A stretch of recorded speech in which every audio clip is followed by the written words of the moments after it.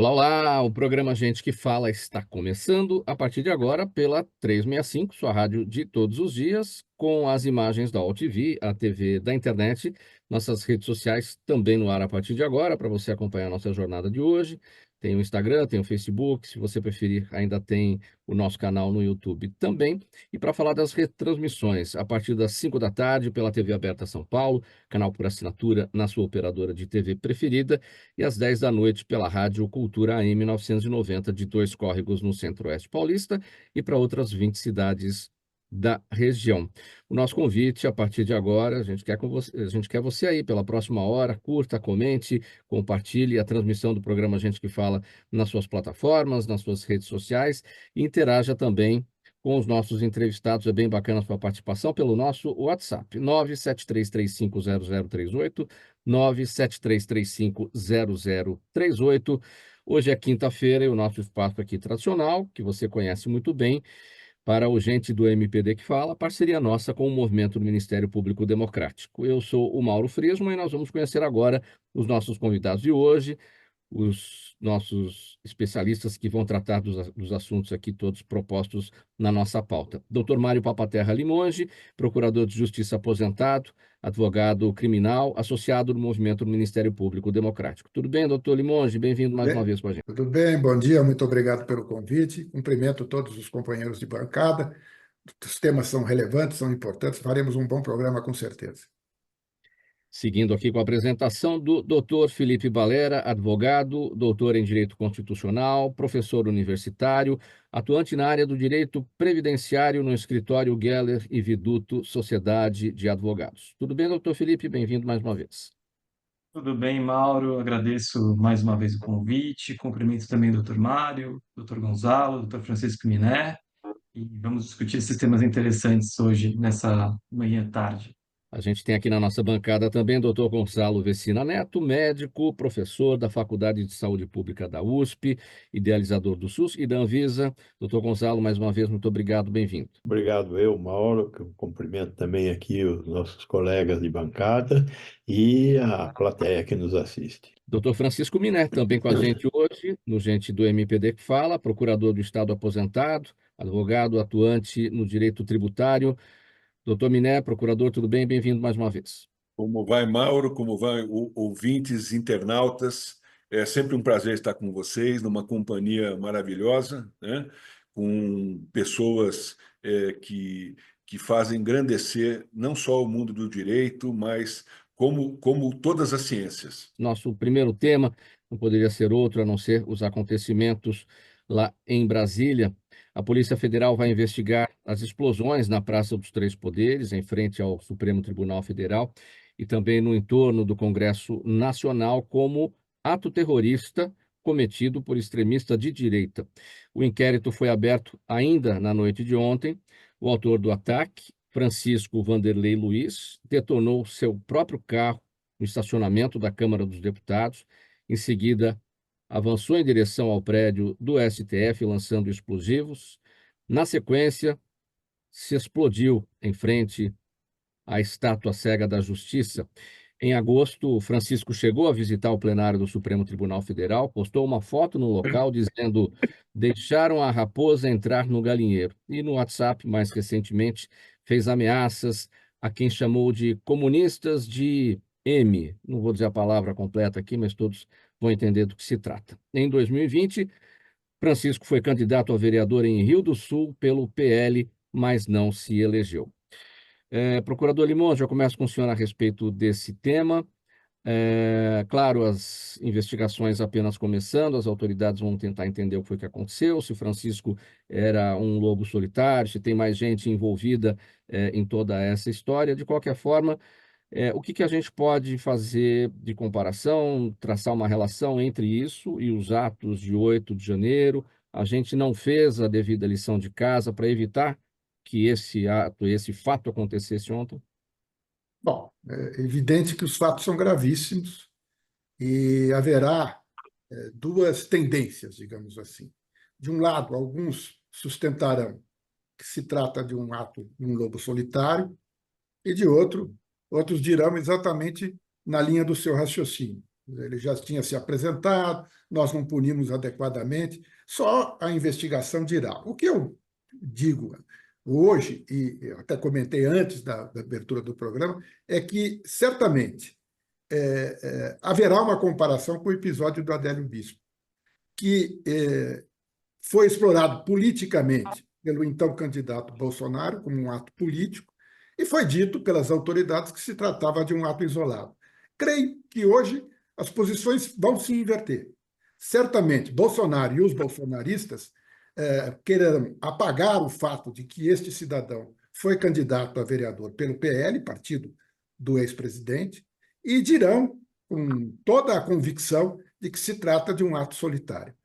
No meu entender, haverá um alcance político imediato. O projeto de anistia que se falava para o 8 de janeiro, ele está inviabilizado. Está absolutamente inviabilizado. Ninguém sustentará mais que os fatos são irrelevantes. Claro que os fatos são relevantes. Vamos aguardar a investigação da polícia. Eu não avanço em nenhuma das hipóteses, até por falta de absoluto conhecimento. Mas que os fatos são graves, são gravíssimos mesmo. Procurador Miné, sua análise a respeito desse nosso primeiro tema, ato terrorista na Praça dos Três Poderes, ato terrorista porque assim trabalha, essa é a linha da Polícia Federal nas investigações. Eu concordo com a opinião do Mário Papaterra, principalmente no que diz respeito à inviabilização da aprovação dessa legislação que geraria uma anistia para os ocorridos no dia 8 de janeiro, mas eu faço uma análise um pouquinho diferente do Mário em relação a isso. Eu entendo que nós temos assim um incentivo para esse tipo de conduta antidemocrática que surgiu lá atrás, quando, da época da não eleição do Trump, eleição do Biden, onde nós tivemos onde nós tivemos uma ocupação do Capitólio, tá? Que foi algo absolutamente do Congresso americano, que foi um ato espúrio, que causou não apenas danos, mas me parece que nós tivemos, inclusive, mortes lá, e não se teve notícia do que aconteceu diante disso. Foi uma atitude absolutamente antidemocrática, que passou uma imagem para o mundo inteiro de que os atentados contra a democracia, eles não são punidos, né? Então, é por essa razão que eu vejo com muita preocupação esse episódio ocorrido ontem, onde alguém novamente ressuscita, né, uma situação de um atentado, né, e esse atentado esse que certamente pode ter ocorrido por um viés ideológico de direita, mas certamente é algo que vem em descompasso de toda a nossa história, vem em descompasso de tudo que existe e de tudo que nós já passamos. A nossa democracia é uma democracia jovem, é verdade, mas eu não vi também, ao mesmo tempo, e isso também me espantou demais, né? Nenhum líder político, qualquer líder político, eu não vi nenhum líder político tomar a palavra e, de alguma maneira, condenar, né, o ocorrido. Mesmo que não se fale numa situação de atentado real, ou que se possa imaginar uma situação envolvendo um devaneio dessa pessoa, que inclusive veio a óbito, né? De qualquer maneira, me preocupa muito mais a não reação da sociedade diante disso do que qualquer outra coisa. Então, esse é um aspecto que eu gostaria de levantar e compartilhar com a nossa bancada. Doutor Felipe, a gente falava aqui sobre os atos de 8 de janeiro, que tipo de relação isso pode guardar. Também tem que lembrar daquele quase ato, né, que aconteceu no aeroporto de Brasília, quando uma bomba também poderia ter explodido num caminhão no aeroporto, né? Enfim, então as coisas estão acontecendo e é a democracia, né, em jogo, e isso, né, aqui na linha de raciocínio do procurador Miné, é o que a gente acaba chegando a essa conclusão, né? Por que está acontecendo isso? Por que o silêncio, né, prevalece? Eu acredito que foi de fato um ataque terrorista, né? Ainda que feito por uma pessoa sozinha, né? A gente não tem notícias de eventuais outras pessoas que participaram desse ataque ao STF na noite de ontem, mas que ele vem assim em um contexto em que essa conduta foi muito influenciada, né? A gente viu no governo anterior, né, várias ofensas a ministros do Supremo Tribunal Federal, partindo do próprio ex-presidente Bolsonaro, de senadores, né? E essas ofensas jamais foram punidas devidamente, né? Inclusive nos atos de 7 de setembro de 2021 e também em 2022, a gente teve discursos direcionados contra o STF. E isso foi criando esse clima de ódio em relação ao Supremo, e especialmente as pessoas dos ministros, né? A gente pode até discordar de algumas decisões do Supremo, mas jamais querer exterminar algum ministro do Supremo Tribunal Federal pela própria existência dele, né? Aí já parte por uma agressividade fora, né, das quatro linhas do direito, né? Parafraseando aqui uma infeliz frase também do ex-presidente da República nesses discursos. Então, eu vejo que a gente está extrapolando, né, com ataques violentos às nossas instituições, e esse é mais um exemplo, né, além desses já citados, inclusive pelo Mauro, né, o ataque ao aeroporto de Brasília, né, os ataques de 8 de janeiro do ano passado, e que, felizmente, foram punidos pelo STF recentemente. Professor Vecina, doutor Vecina, esses discursos de ódio, muitas vezes discursos de ódio contra pessoas, contra as nossas instituições, muitas vezes tratados aí como liberdade de expressão, acabaram levando a uma liberdade de explosão? O nome da doença é uma doença brasileira já bem conhecida de todos nós, chama-se impunidade. Eu acho que essa é a doença mais importante desse país nesse momento, né? Quer dizer, como as pessoas estão impunes, aconteceu o 8 de janeiro, aconteceram muitos episódios terríveis nesse meio tempo e nada aconteceu em termos de algum tipo de caminho para punição, né? A única coisa que nós tivemos de punição nesse tempo aqui foi a destruição da indústria da construção civil brasileira. Isso aconteceu de fato, isso o judiciário brasileiro conseguiu fazer, né? Mas fora isso, nada aconteceu. E eu acho que a consequência do nada acontecer é esse tipo de ato que nós tivemos ontem à noite. E que poderão sobrevir outros atos. Eu tenho muita preocupação com isso. Aliás, são outros fatos também que aconteceram aí que nós estamos vendo acontecer de uma forma muito limpa, limpa no sentido de que acontece e não acontece nada junto, como é o caso também do que aconteceu aqui no aeroporto de Cumbica, né? Então, está na hora de que a gente tome alguma providência mais séria em relação a essa questão da impunidade e com certeza, essa questão que está sendo colocada aí de anistia não tem o menor cabimento ser discutida neste momento. A Corregedoria da Polícia Civil afastou um delegado e 5 investigadores da corporação citados no acordo de colaboração entre o empresário Vinícius Gritzbach e o Ministério Público de São Paulo. Entre os agentes estão Valdenir Paulo de Almeida, o Xixo, e também Valmir Pinheiro, conhecido como Bolsonaro, que foram presos já pela Polícia Federal em setembro, suspeitos de terem recebido R$ 800 mil em propina para interromper uma investigação sobre o tráfico de drogas. O empresário Vinícius Gritzbach era delator do PCC e foi executado com tiros de fuzil no aeroporto de Guarulhos na sexta-feira passada, exatamente há uma semana. Procurador Minel, o que esse episódio nos revela, esse afastamento, né, inicialmente desses 6 agentes por conta de suposta participação, gente que já estava presa, enfim, afastamento por parte da Corregedoria da Polícia Civil, isso que a gente não está nem falando de suposto envolvimento da Polícia Militar. É lamentável que tenha ocorrido e que se tenha investigado esse grau de envolvimento de policiais civis, não sei se militares também existem, mas de uma chamada banda podre, que certamente a Corregedoria Geral da Polícia Civil deve estar investigando a toque de caixa o governador certamente deve estar indignado em relação a essa situação, principalmente porque nós tivemos quase que um ataque terrorista no maior aeroporto da América Latina, né? Então nós tivemos assim algo assim que lamentável, né? E que não tem explicações. Essa execução, com certeza estão sendo investigados aí se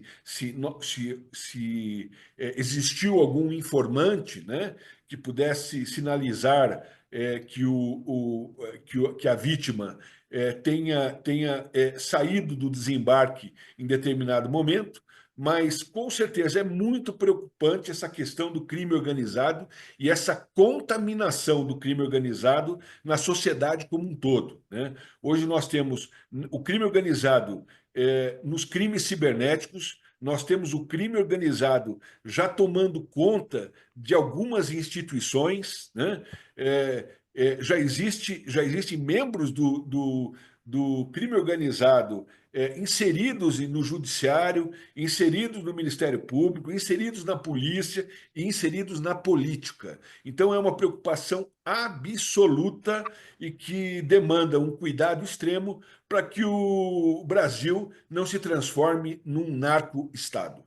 Sua análise, procurador Papaterra, sobre esse trabalho inicial, né, de afastamento dos policiais civis e o que pode vir por aí em relação ao envolvimento de agentes públicos de segurança, né? Eu concordo basicamente com o que disse o procurador Miné. Por definição, crime organizado envolve divisão de tarefas e participação, envolvimento no poder público. Quando se fala em crime organizado, é preciso ter claro que há o envolvimento de policiais, de membros do judiciário, de políticos, etc. Então, no caso específico, não é surpresa o envolvimento de policiais. O que me chama a atenção, em primeiro lugar, é que quem fez a execução fez de propósito em aeroporto internacional para mostrar força, para mostrar poder. Isso me parece claro, porque tiveram outras oportunidades. E aqui vai uma crítica, com todo respeito. Eu fui membro do Ministério Público por 47 anos, me orgulho disto, mas o vazamento dessa informação, o vazamento dessa ideia de que alguém estava negociando uma delação premiada, isso não pode ocorrer. E nós não sabemos, até agora, o que se negociou, quais foram os crimes que ele admitia, a quem ele entregou. Até hoje isso está muito nebuloso. Então, são duas questões que me parecem fundamentais. Primeiro, esta demonstração de força de executar um indivíduo num aeroporto internacional para que isso tivesse repercussão internacional. E, de outro lado, uma certa falta de cautela no elaborar a delação premiada. A delação premiada é um instituto importantíssimo para desbaratar o crime organizado, sem poder negociar com o próprio criminoso. Nós nunca chegaremos a organizações criminosas, mas é preciso o máximo de cautela. Eu tenho ouvido críticas à instituição a que tanto tempo eu pertenci e, lamentavelmente, sou obrigado a admitir que essas críticas são procedentes. O que é que pode acontecer, procurador Limonge, com essas informações prestadas pelo Vinícius ao Ministério Público nessa delação, uma vez que não Vai ser existe mais homologado. testemunha, a testemunha desapareceu. Pois bom, é um elemento de prova como qualquer outro elemento de prova de inquérito policial. Tem que ser corroborado em juízo, né? Certamente, nas negociações, eu não sei se houve formalização dessa negociação, se a negociação era ainda embrionária. Eu já participei de alguns acordos, quer como promotor, agora como advogado. Muitas vezes esses acordos são embrionários, nós estamos ainda negociando e tal. Então é possível que não tenha nada de concreto. Por isso que eu faço essa crítica. Como que se tem esse conhecimento? E depois, se você está negociando com um delator, você não pode aceitar a ideia de que ele não quer se submeter ao regime de controle. Ou seja, ele diz, não, eu faço a minha própria segurança. Isso é demais. E terceiro aspecto também, a segurança era feita por agentes públicos. É muito triste tudo isso, muito triste. Doutor Felipe Valera, sua análise sobre esse caso. Concordo com o Dr. Mário Papaterra, também com o Dr. Miné. é lamentável, né, essa situação, né, e à luz do dia, no Aeroporto Internacional de Guarulhos, o principal aeroporto do nosso país, uma pessoa ser simplesmente executada, né? E me parece que, é claro que a delação premiada dele é, foi o que motivou esse crime, né, horrendo, mas não só para a eliminação das provas, mas para a eliminação dele, né, por um certo lei do crime, né, aquele que delata, aquele que entrega, tem que morrer, né? Parece que uma consequência lógica daquela pessoa que entrega ou que diz alguma coisa para as autoridades públicas. E ainda mais essa conexão, né, das autoridades públicas, né, com o próprio crime, né, se avisaram, né, se deixaram de reprimir esse ataque, né, ele tinha escolta de policiais, na hora do crime, um dos carros da polícia não chegou, né, tudo isso é para a gente lamentar muito, e esperar que as providências sejam tomadas para que eventos como esse deixem de acontecer, né, e que o crime organizado seja mais bem é, é, reprimido pela nossa sociedade. Professor Vecino, o que é que chega para a sociedade, né? Quando a gente olha um episódio como esse, temos essa confirmação, né, desse afastamento de agentes de segurança pública por suposto envolvimento nessa história toda. Destacávamos aqui o crime organizado nas diversas instituições, enfim, o que é que chega para a sociedade, onde tem uma hora que parece que está tudo igual, parece que o mal está vencendo. Eu acho que isso chega à incompetência das nossas autoridades. O governador do estado, que se diz um defensor da segurança pública, que tem um secretário de segurança pública que é um sujeito que se orgulha de não saber quantas pessoas ele matou até hoje, isso tudo está aí, né? Nós estamos falando da morte do Vinícius, nós não falamos da morte de um motorista de aplicativo que estava lá trabalhando, né? E recebeu um tiro. Bom, afinal de contas, foi uma rajada de metralhadora. Tinha que morrer mais alguém. Pois morreu este. Nós não estamos falando dele, né? Essa criança que foi assassinada pela Polícia Militar do Estado de São Paulo, nessa última, essa é uma criança de 4 anos, e depois os policiais foram no cemitério Intimidar. para intimidar Sim. a família e as pessoas que foram acompanhar.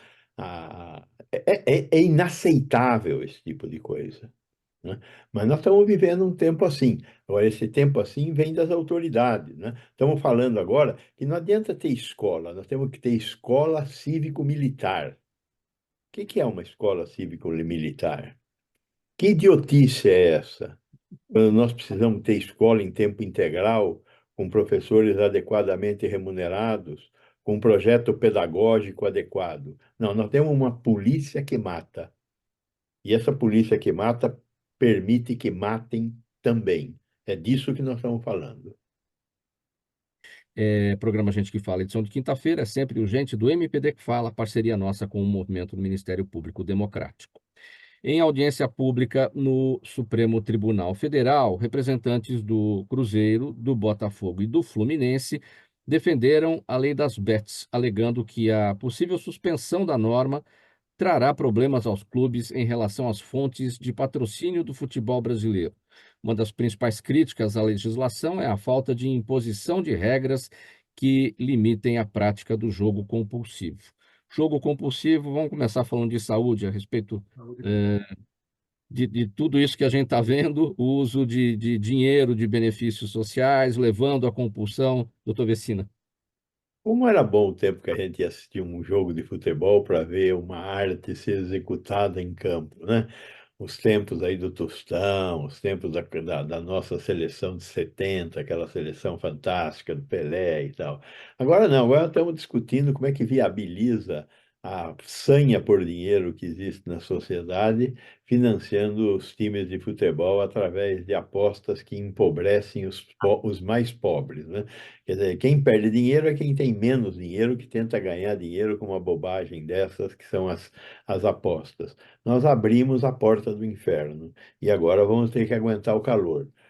Eu acho que ainda seria tempo de voltar atrás e fechar com esse negócio de aposta, né? Esse negócio de aposta vai empobrecer a sociedade, vai empobrecer os mais pobres e vai gerar mais doença mental, porque este negócio de aposta, ele vicia, é viciante, e nós já temos muitos exemplos de que ele é viciante. Mas quem fez isso? O melhor do nosso parlamento fez isso, aprovar um projeto de lei como essa e voltar 50 anos atrás, no tempo dos cassinos, que tinham sido fechados porque alguma coisa não deu certo lá naqueles anos. E agora estamos reinaugurando esse assunto. Eu acho um erro terrível, infelizmente. Teríamos que voltar atrás, mas não vejo no horizonte nenhuma perspectiva de voltar atrás a isso. Doutor Felipe, o Cruzeiro, Botafogo e o Fluminense, nessa audiência pública no STF, com essa alegação, né, de que a possível suspensão da legislação das bets vai trazer problemas aos clubes, porque vai ter problema de patrocínio do futebol brasileiro. Bom, esses três clubes são três grandes clubes. A gente pode dizer que eles foram, nessa audiência pública, os porta-vozes de todos os clubes brasileiros, né? Agora, bora lá, vamos pensar. O futebol brasileiro não existiu até aqui e os seus patrocínios sem as bets? Verdade, né? São três grandes clubes, como mencionado, mas na nossa Série A do Campeonato Brasileiro, a gente tem 15 times patrocinados, né, por bets. O próprio Campeonato Brasileiro é patrocinado por uma bet também, né? Então, essas empresas, elas praticamente compraram o nosso futebol. O futebol é um mercado e ele foi adquirido pelas empresas que divulgam e que patrocinam esse tipo de aposta nas redes sociais, e também na internet. Então é difícil a gente pensar em como é que vai continuar o futebol sem essas empresas, para quem está nesse momento atual de que o dinheiro das bets faz toda a diferença para contratar jogadores, para patrocinar o próprio campeonato. Mas como foi muito bem explicado, a gente viveu sem isso até recentemente, né? São poucos os anos em que a gente tem o patrocínio majoritário das bets. Até pouco tempo atrás era a Caixa Econômica Federal quem patrocinava a maior parte dos clubes brasileiros que estavam na Série A, né? Isso não tem nem 10 anos. É, então, a gente vai ter que retomar alguns passos para trás, né? Caso venha essa proibição, a inconstitucionalidade dessa lei que permitiu as bets, né? Mas é bastante viável. O futebol não vai morrer por conta disso. Em cada esquina tem alguém jogando bola, né? Tem uma série de clubes amadores de futebol, né? Não é isso que vai fazer com que o futebol acabe no Brasil. Procurador Miné, quando os clubes estão adorando as bets, porque está entrando uma dinheirama, aí a gente também fica preocupado, né? De onde vem tanto dinheiro, né? Pois é aquela coisa. Eu concordo com o Gonzalo em relação à questão do vício, da compulsão derivada a isso, que, na realidade, a liberação dos jogos ela traz mais uma preocupação de saúde pública. Eu concordo literalmente. Mas, ao mesmo tempo, eu vejo que isso é como se nós estivéssemos diante de querer segurar o vento, né? Então, o que nós precisaríamos, sim, né, desde o início, desde a concepção dessa liberação, imaginarmos uma regulamentação efetiva, né? Fiscalização, uma agência pública viável que pudesse verificar, impedimento para que se utilizasse benefício social para apostas, e nós tivemos notícia que boa parte do dinheiro encaminhado ao Bolsa Família foi objeto de financiamento, ou seja, acabou indo para os bolsos, né, dessas empresas, desses tigrinhos, dessas empresas betes, né, que é um absurdo, é um escárnio, né, é um desperdício de dinheiro público para isso. Então, eu vejo com preocupação, como também vejo alguma ligação entre esses tipos de apostas e também o crime organizado, porque é algo que não se tem controle, é algo que pode ensejar atividades ilícitas, né? Como compra de jogadores, compra de resultados, entre outras coisas mais.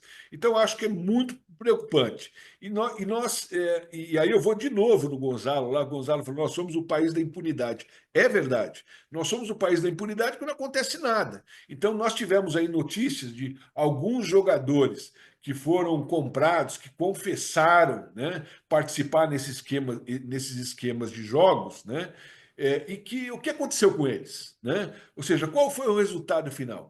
Esses personagens devem ser banidos. O clube também deve ser banido. Então, nós precisamos ter atitudes coerentes e eficazes para que se evite esse tipo de situação. Então, mais do que querer liberar ou não essa questão dos jogos de azar, é a regulamentação efetiva disso, que existe, que ainda é muito duvidosa, até nos países onde isso ocorre com regularidade. Pois é, procurador Limonge, a gente aqui no Brasil teria condições de fazer a regulamentação disso tudo como se deve ser? As coisas aqui não faltam leis, né? Para muita coisa não falta lei, mas cumprimento é que é o negócio, né? Mas não acontece. Eu vou na linha do que disseram os meus companheiros de bancada. Eu não acredito realmente que isto possa voltar atrás, né? É irreversível a existência dessas regras. Por conta disto, é necessária uma regulamentação. Nós já tivemos um exemplo bem sucedido, que foi a proibição de propagandas a respeito dos cigarros. Eu não me conformo com este espetáculo de propagandas, uma atrás da outra, das bets, e mais que isso, algumas com um certo escárnio, dizendo que é responsável, que eles fazem uma aposta responsável. E não dizem por que essa aposta é responsável. Dizem que tem como patrocinador o Vini, o Galvão Bueno, e isso daria deles a condição de uma bet responsável. Não tem nada de responsável. Eu lamento, eu sou fanático por futebol, acompanho esporte desde criança, e uma das coisas que eu mais lamento neste episódio é o fato de atletas olímpicos, atletas que são tidos como exemplo, patrocinarem, recentemente medalhistas, patrocinarem propagandas a respeito destas bets como se fosse algo responsável. Eu acho que, na regulamentação, como a propaganda atinge crianças, meninos, viciados, etc., isso devia ser proibido. Não o jogo, porque é impossível, o lobby é muito forte, mas via regulamentação nós precisamos diminuir este acesso a esses jogos, porque, como disse o doutor Gonçalo, isto é uma questão de saúde pública. Então está faltando aquela famosa frase, procurador Limonge, bets, aprecie com moderação? Talvez isso. Veja, no caso das bebidas, essa expressão é quase que hipócrita, né? Como, da mesma forma que se diz que o jogo é responsável, para mim isso é uma grande hipocrisia. Mas, no caso dos cigarros, que foi uma medida radical, acabou ensejando uma mudança de comportamento. Então, na impossibilidade de revogar tudo, nós precisamos criar dificuldades, pelo menos. Próximo tema, vamos seguir aqui. Programa Gente que Fala, edição de quinta-feira. É o Gente do MPD que Fala, parceria nossa com o Movimento Ministério Público Democrático. Vejam só, a Justiça Federal de Guarapuava, no Paraná, determinou que um homem de 53 anos de idade, condenado, preso pelo assassinato da própria mulher, devolva ao INSS os valores referentes às pensões por morte que estão sendo pagos às duas filhas do casal desde que o feminicídio ocorreu em 2019. O pedido do INSS, feito por meio da Advocacia Geral da União, se baseia em legislações que prevêem o ressarcimento, porque o crime pode ser considerado um prejuízo aos cofres públicos. Decisão inédita da Justiça Federal lá do Paraná, de Guarapuava, o professor não, doutor Felipe. A própria lei ela prevê a existência dessa ação regressiva, né, do INSS contra o causador do dano. A lei 8.213, que trata sobre os benefícios previdenciários, ela traz essa possibilidade, mas a jurisprudência já admitia. São duas hipóteses em que o INSS, tendo que pagar algum benefício previdenciário, pode ir atrás do causador do dano. Nesse caso de violência doméstica e familiar, feminicídio é o exemplo mais drástico desse crime, né? Mas pode acontecer da mulher também não morrer, ela ficar incapaz para o trabalho e o INSS também ter que pagar um auxílio por incapacidade temporária, uma aposentadoria por incapacidade permanente, também caberia essa ação regressiva, e nas hipóteses em que há uma negligência do empregador com relação às normas de segurança do trabalho. E aí também caberia ao INSS processar o empregador que sofreu acidente de trabalho para rever os valores que estão sendo gastos com os benefícios previdenciários. É nada mais justo, né? É aquele que causou o dano, né, pagar pelo que está sendo gasto com os benefícios previdenciários. É correta a decisão da Justiça Federal do Paraná, e ainda são poucos os casos em que a gente tem essa ação regressiva contra, né, o causador do feminicídio ou da violência doméstica contra a mulher, né? Mas são hipóteses em que a Advocacia Geral da União tem que ficar atenta, né, e buscar o ressarcimento, não só como uma forma de reaver aos cofres públicos o que foi gasto, mas também com um caráter punitivo, né? Evitar que essa conduta, que é gravíssima, né, ela se repita na nossa sociedade. Uma coisa é a tese, não é, doutor Felipe?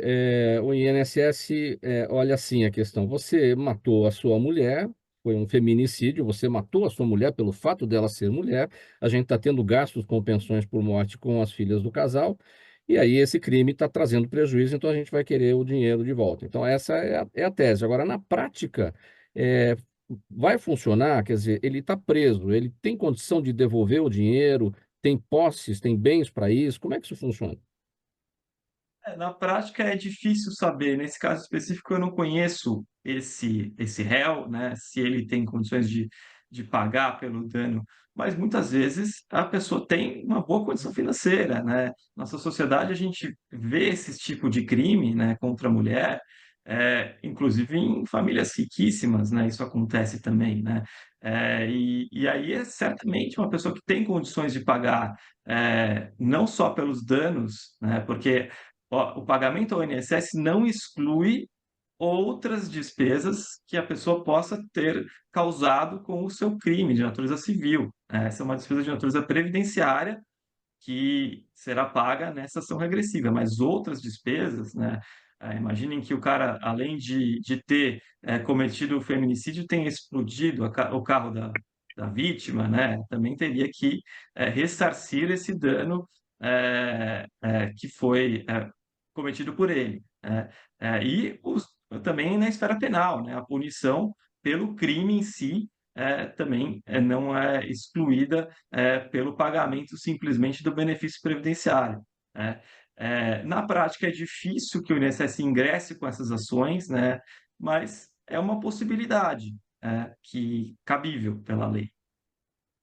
E aí, esse pagamento da pensão por morte, por parte do INSS em relação às filhas do casal, é até elas completarem, são duas filhas, né, até elas completarem 21 anos de idade? Correto, né? A maioridade previdenciária para fins de recebimento da pensão por morte é diferente da maioridade civil, né? Na própria lei diz 21 anos, então mesmo após os 18, elas podem receber o benefício até 21, ou se forem incapazes, né, aí elas recebem por mais tempo, né, enquanto perdurar a sua condição de incapaz. Ele pode recorrer? Pode recorrer. Essa foi uma decisão de primeira instância, né, cabe um recurso ao Tribunal Regional Federal da Quarta Região, onde se situa o estado do Paraná.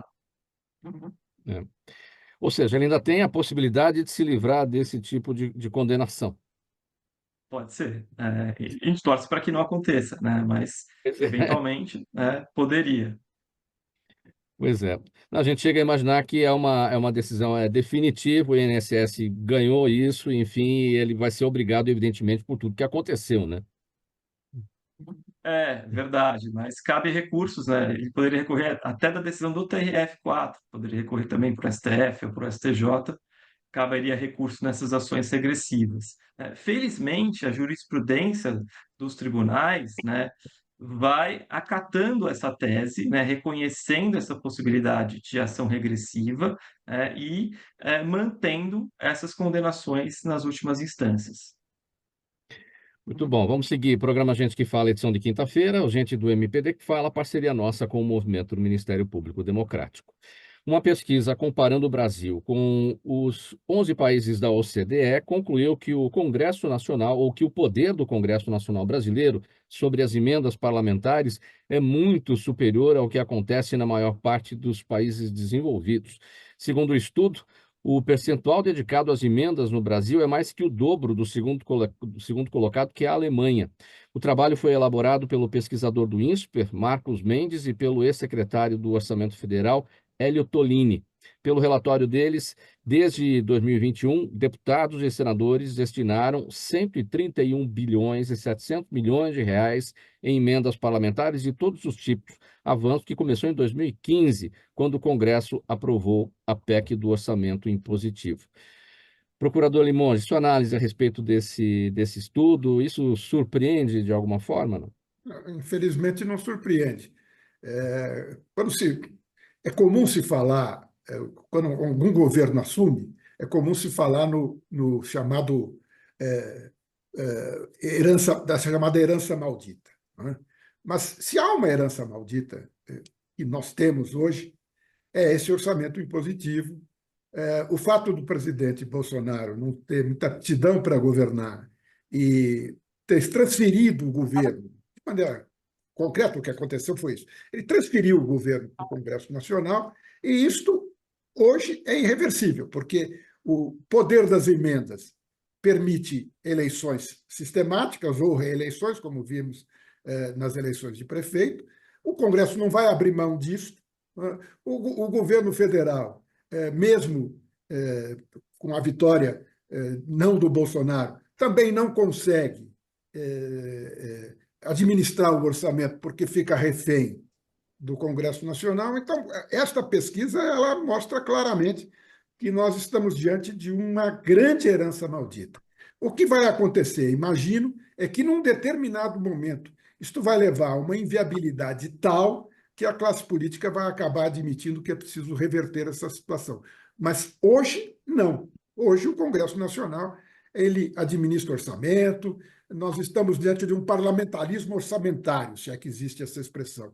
E eu não consigo imaginar como isso vai terminar. Procurador Miné, poder do Congresso Nacional Brasileiro sobre as emendas parlamentares é bem maior aí numa comparação com 11 países da OCDE, segundo o estudo. Sua análise. É verdade. Mauro, eu concordo com o Mário a respeito disso, principalmente dessas relacionadas a essas distorções. E o Mário colocou uma coisa muito interessante que nós poderíamos refletir, né?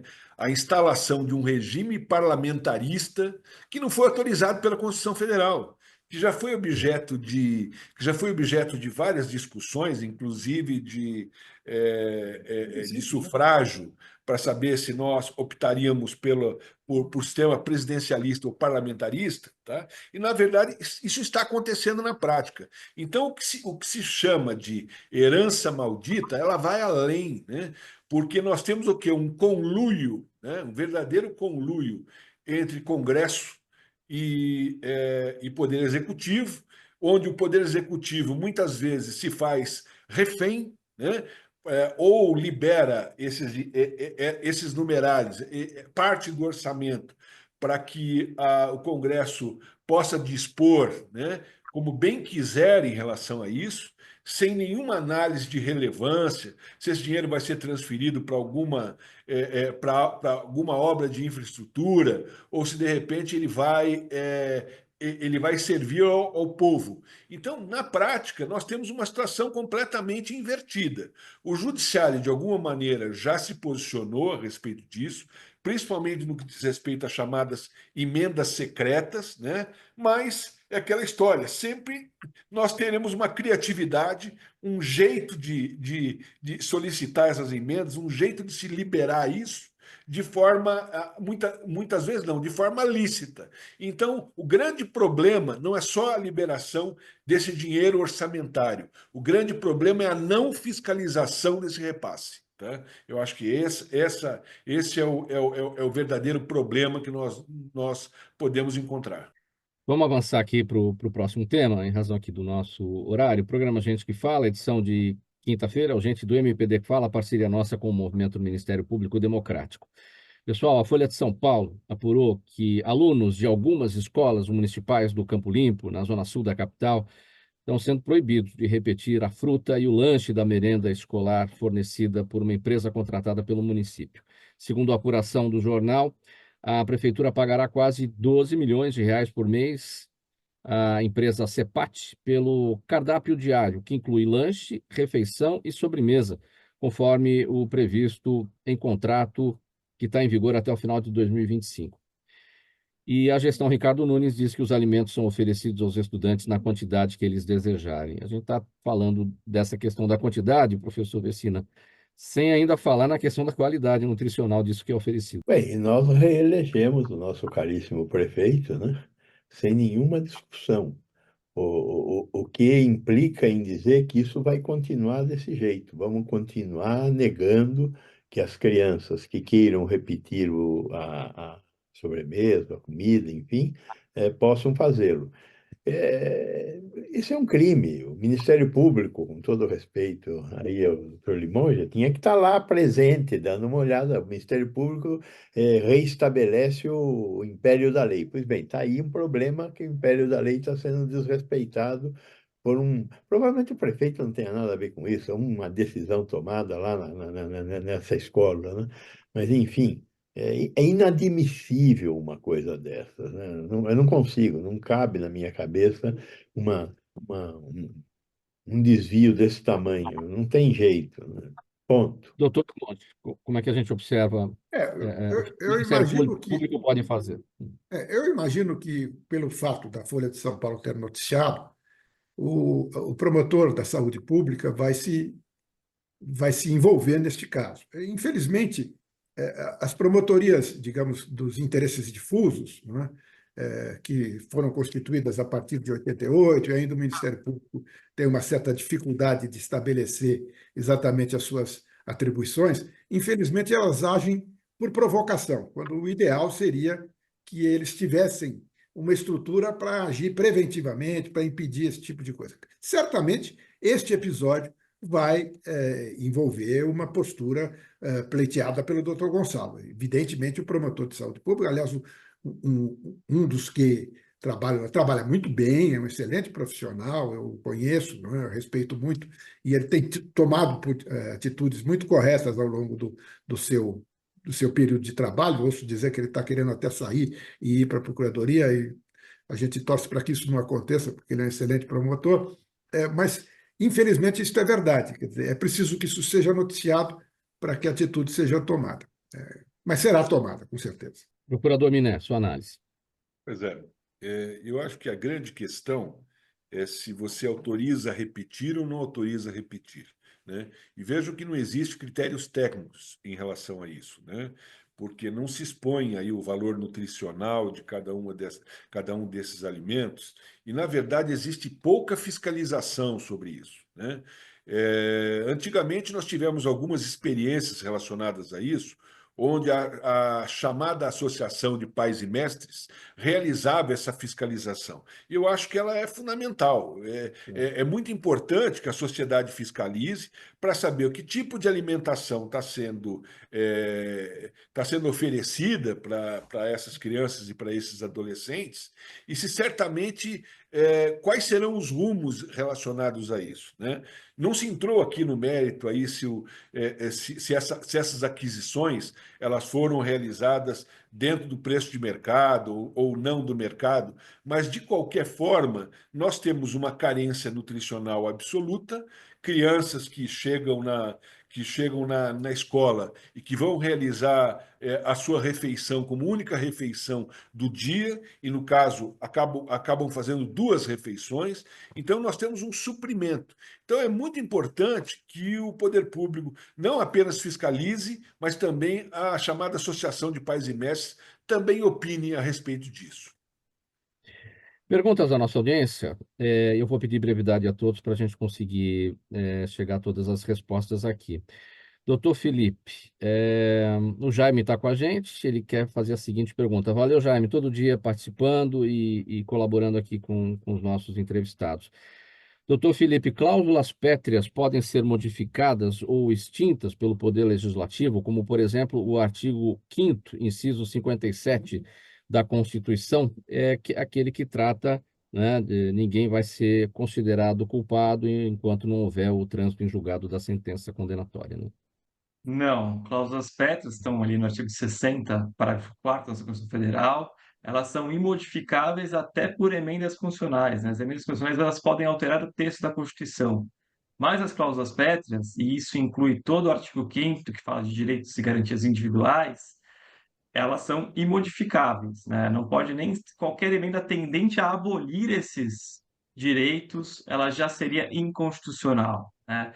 Então, isso é uma previsão para o Poder Legislativo para impedir que esses direitos, que são de mais importância no nosso ordenamento jurídico, além dos direitos e garantias individuais, também tem a separação dos poderes, a forma federativa do Estado e o voto, né, secreto, direto, universal e periódico, eles não podem ser alterados em condições algumas pelo nosso Poder Legislativo. Professor Gonzalo Vecina, o Jaime quer saber do senhor o seguinte: a sua opinião sobre o governador Tarcísio de Freitas reduzir a verba da educação para aplicar na saúde. Esse projeto do Executivo paulista passou na Assembleia Legislativa, né? Eu acho que a intenção é boa, mas de boas intenções o inferno está cheio.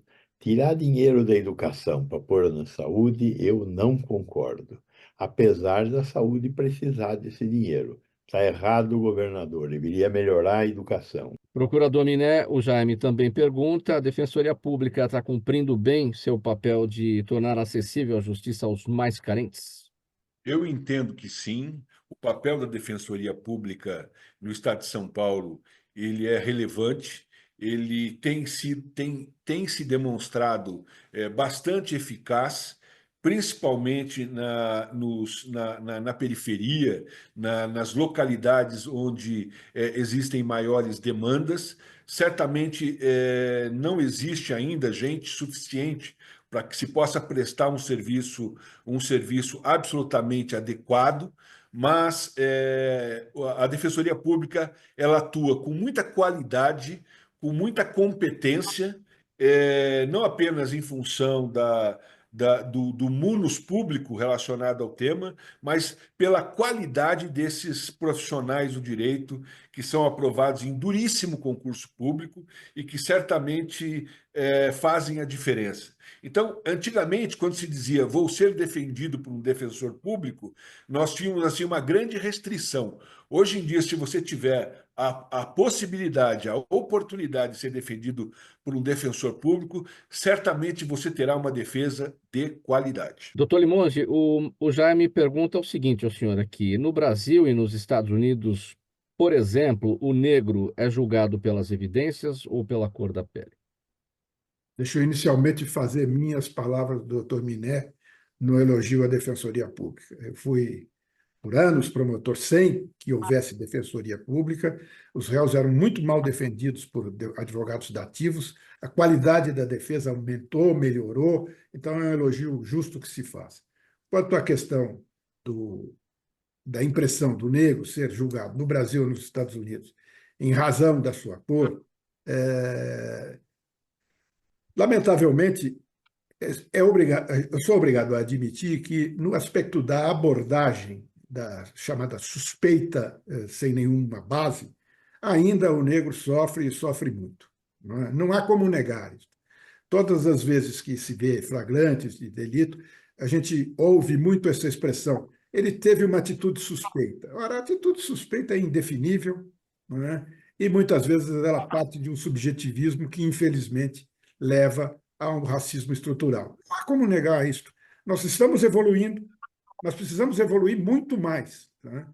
E a melhor forma de fazer isso é denunciar, é dizer, usar a Defensoria Pública, que, por exemplo, defende muito bem os negros que são abordados de maneira preconceituosa. Doutor Felipe, mais uma pergunta aqui. Essa vem da Tatiana, tem a ver com aquele assunto que a gente tratou aqui lá de Guarapuava, né? do preso que vai ter que devolver o dinheiro da pensão por morte das filhas para o INSS. Ela pergunta como é que o preso vai ressarcir o valor exigido pelo INSS se ele está na cadeia. A gente tratou desse ponto específico, né? O que que dá para acrescentar mais para Tatiana? Mesmo preso, ele pode ter uma renda que foi acumulada com o trabalho dele, anterior ao momento da prisão. Ele pode também receber alguns benefícios previdenciários estando na cadeia, ele pode receber aposentadoria, do próprio INSS também. E aí seria até a possibilidade do INSS descontar esse benefício, caso aconteça de fato essa condenação. é, Seria uma possibilidade também, tem um limite para isso, mas é possível também. Então, pode ter renda, mesmo estando preso, ainda que impedido de trabalhar presencialmente em outros locais, ele tem uma renda e, tendo essa renda, ele vai ter que usufruir dela para pagar o que ele deve. Doutor Vecina, o Arthur tem uma pergunta aqui, vamos tentar entender. E se o governo substituísse o papel das bets no financiamento dos times, isso seria uma opção? Mas o papel das bets nos times é justamente financiar, né? Não consegui entender. Como é que a gente pode traduzir essa, para Não, tentar clarear um pouco mais? o que eu acho que ele quis dizer é o seguinte: como é que faz para os times funcionarem sem ser com o dinheiro das bets?